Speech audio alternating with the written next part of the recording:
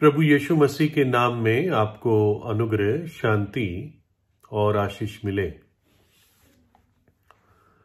Merchant navy के एक captain थे जिनका नाम है, वो आज भी जिंदा है, रिचर्ड फिलिप्स। और मर्चेंट नेवी वो सेना होती है, मतलब व्यापार की सेना, यानी जो बड़े बड़े कंटेनर्स एक देश से दूसरे देश समुद्री जहाज के द्वारा भेजते हैं। उसको आमतौर से मर्चेंट नेवी कहते हैं। और बड़े बड़े जहाज चलते हैं, मतलब हम सोच नहीं सकते इतने बड़े बड़े मैसिव जहाज पानी में चलते हैं। और बहुत सारे कंटेनर्स होते हैं और जो बड़ी मशीनरीज होती है जो हवाई जहाज से नहीं जा सकती, तो इन मर्चेंट नेवी शिप्स के द्वारा एक देश से दूसरे देश में व्यापार होता है, ट्रेडिंग होती है। तो रिचर्ड फिलिप्स, जो 1955 का उनका जन्म है, और वो एक कैप्टन रह चुके हैं और अब एक वो ऑथर भी एक किताब के हो गए हैं। ये एक जहाज की कप्तानी कर रहे थे जिस जहाज का नाम था MV मर्स्क अल्बामा। और ये करीब 2009 की बात है। और जब इस जहाज की वो कैप्टनशिप कर रहे थे तो ये जहाज हाईजैक हो गया था सोमाली पायरेट्स के द्वारा।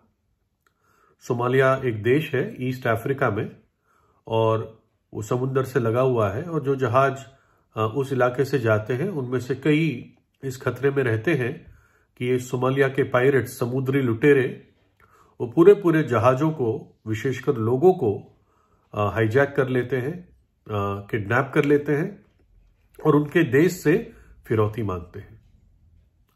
और आज भी इनका बड़ा डर रहता है और ये काम ये करते रहते हैं, ये जो समुद्री लुटेरे हैं। तो ऐसी ही घटना में इनकी शिप, इनका जहाज सोमाली पायरेट्स ने हाईजैक कर लिया और इस कैप्टन को, रिचर्ड फिलिप्स को, उन्होंने हॉस्टेज बना लिया। वो अमेरिका से, क्योंकि अमेरिकन थे, अमेरिका से वो सरकार से फिरौती मांगने लगे। लेकिन कैप्टन फिलिप्स ने एक बार किसी तरह भागने की कोशिश की। वो किसी और छोटे जहाज पर उनको कैदी रखा था, तो उन्होंने वहां से भागने की कोशिश की, लेकिन फिर से वो कैप्चर हो गए और उनका जाना मुश्किल था। लेकिन बताते हैं कि अमेरिका की सेना, नौसेना, नेवी, उसने अपने शिप्स भेजी, हेलीकॉप्टर्स आए और कुछ बहुत अच्छे ट्रेन लोग अमेरिकन मिलिट्री से, उन्होंने इन रिचर्ड फिलिप्स को रेस्क्यू किया। और इन ट्रेन लोगों में ये डिपार्टमेंट था इनका जिनको नेवी सील्स कहते हैं। ये नेवी सील्स वही लोग थे जिन्होंने ओसामा बिन लादेन को भी पाकिस्तान में कैप्चर करके खत्म कर दिया था। तो इस प्रकार से रिचर्ड फिलिप्स को आजादी मिली। उनकी अद्भुत रीति से उनके देश ने सहायता की। एक व्यक्ति के लिए ये सब किया। तो एक इटालियन शिपिंग कंपनी थी और उसका जो ओनर था या है, उसका नाम है सिल्वियो बार्टोलेटी। तो करीब करीब इसी समय इसका जहाज भी, ये इनके पास कई जहाज थे, ये इसकी अपनी बड़ी कंपनी थी, इटालियन था सिल्वियो बार्टोलेटी। तो इसका जहाज भी उन्हीं पायरेट्स ने, सोमालिया के पायरेट्स ने हाईजैक कर लिया था, जिसमें 10 इटली के नागरिक थे और 6 स्टाफ थे, क्रू मेंबर थे, कैप्टन और जो भी उसका स्टाफ था। तो टोटल 16 लोग थे। और ये भी चिंतित था कि जहाज का क्या होगा, विशेषकर उन 16 लोगों का क्या होगा, क्योंकि इस समय इन समुद्री लुटेरों ने इटली से फिरौती मांगी थी। तो जब इसका इंटरव्यू लिया गया, इस व्यक्ति का, सिल्वियो बार्टोलेटी का, तो वो कहता है कि मैं ताज्जुब करता हूं कि इतना सारा अरेंजमेंट, इतनी एक तौर से सेना सी भेज दी अमेरिका ने एक आदमी को बचाने के लिए, कैप्टन रिचर्ड फिलिप्स। जबकि वो कायदे में जो मर्चेंट नेवी होती है वो सरकारी सेना में नहीं माना जाता। कहते हैं उसको मर्चेंट नेवी, लेकिन वो प्राइवेट होता है। लेकिन हाँ, व्यक्ति पूरा ट्रेन होता है। जैसे कैप्टन ट्रेन होता है वैसे वो भी ट्रेनिंग लेता है। तो वो इटालियन कह रहा था कि मुझे ताज्जुब होता है कि एक आदमी के लिए इन्होंने इतना सब किया। कहता मुझे नहीं पता कि मेरा देश इटली जल्दी कुछ इन 16 लोगों के लिए कुछ करने वाला है या कब करेगा, है ना। और इस बात को उसने स्पेसिफिकली बहुत सफाई से बताया कि मुझे वास्तव में ताज्जुब होता है कि एक अमेरिकी नागरिक के लिए उनकी सरकार इतना कर सकती है ना। और यहां पर हमें सीख मिलती है और एक बात की हमें समझ आती है कि कैसे परमेश्वर ने हम मनुष्य जाति के लिए, हमको बचाने के लिए, हमको आजाद करने के लिए, हमें अपने पापों से छुड़ाने के लिए उसने कितना बड़ा अरेंजमेंट किया, है ना। प्रभु यीशु मसीह ने कहा, तुम में से कौन है जिसकी 100 भेड़ें हो और उनमें से एक खो जाए तो 99 को जंगल में छोड़कर उस खोई हुई को जब तक मिल ना जाए खोजता ना रहे। यानी प्रभु यीशु कहता है कि एक सच्चा प्रेम करने वाला चरवाहा एक भेड़ के खोने पर भी सब कुछ 99 को छोड़कर 100 थी उसके पास, वो उस एक के पीछे जाता है। प्रभु यीशु ने दृष्टांत क्यों कहा? इसलिए कहा ताकि हम उस बात को समझ पाए कि अपना सारा वैभव छोड़कर प्रभु यीशु मसीह उस एक भेड़ के लिए आया, आपके लिए आया, मेरे और आपके लिए आया, है ना। उसने कहा, मैं तुमसे कहता हूं कि इसी रीति से एक मन फिराने वाले पापी के विषय में भी स्वर्ग में इतना ही आनंद होगा जितना कि 99 ऐसे धर्मियों के विषय नहीं होता जिन्हें मन फिराने की आवश्यकता नहीं है। एक पापी जब मन फिराता है, एक पापी जब पश्चाताप करता है, एक पापी का जब जीवन बदलता है, यीशु के लहू से धुल जाता है, तो स्वर्ग में आनंद होता है। और बाइबल बताती है रोमियो 3:23 में कि हम सब ने पाप किया है।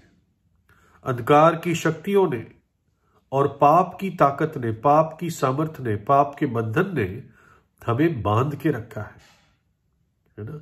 जैसे रिचर्ड फिलिप्स बंधे थे, बंधुए थे, किडनैप थे, पाप की ताकत ने, अंधकार की शक्तियों ने हमें भी बंधवा रखा था। एक समय था जब मैं भी बंधवा था, लेकिन 24 सितंबर 1986 को प्रभु यीशु मसीह ने मुझे उस बंधन से आजाद किया। पाप का बंधन तोड़ा गया, मैं आजाद हुआ। और इसलिए हमें बचाव की आवश्यकता है। कई लोग अपने आप को छुड़ाने की कोशिश करते हैं अपनी ताकत से, अच्छे काम करके, धर्म कर्म के काम करके। वो सोचते हैं इससे हमें मुक्ति या उद्धार मिल जाएगा।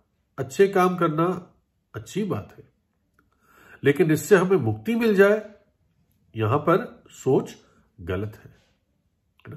धर्म कर्म के काम करके, है ना, पूजा पाठ करके, दुआ करके, प्रेयर करके कोई सोचे कि मैं स्वर्ग चला जाऊंगा या चली जाऊंगी, ये भी बहुत बड़ी भूल है।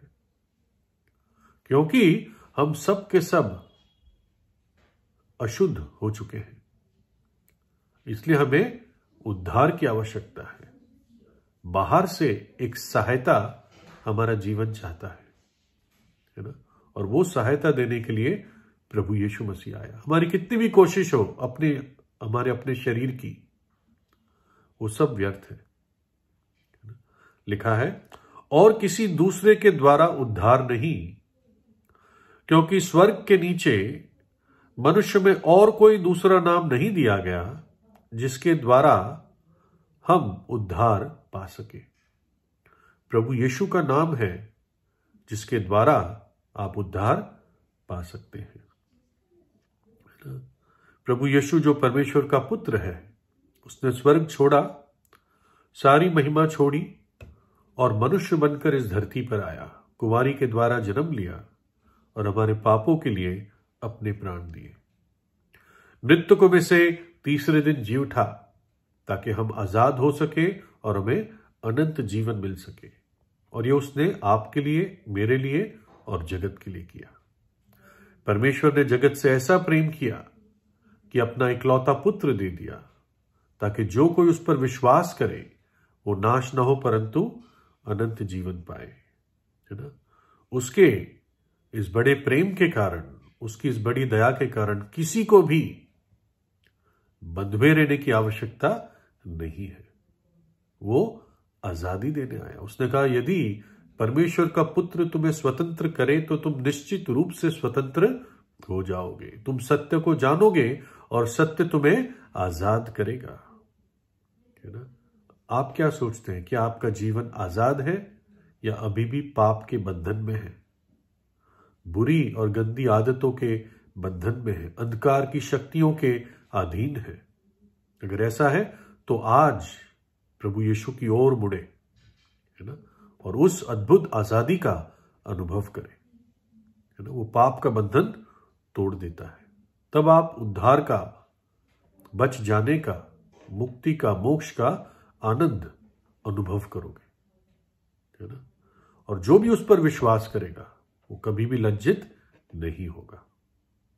अगर दुनिया में आप अकेले पापी होते, बाकी सब पाप रहित होते, अकेले पापी होते, तब भी परमेश्वर अपना पुत्र इस जगत में भेजता। तब भी प्रभु यीशु कलवरी के क्रूस पर अपने प्राण आपके लिए देता। प्रेरित पौलुस एक ऐसा व्यक्ति था जो एक उग्रवादी मानसिकता का था। उसने बहुत सारे प्रभु यीशु के विश्वासियों को सताया था और कुछों को मरवाया था। लेकिन एक दिन उसका जीवन बदला। प्रभु यीशु ने उसको एक दर्शन दिया और फिर वही कहता है कि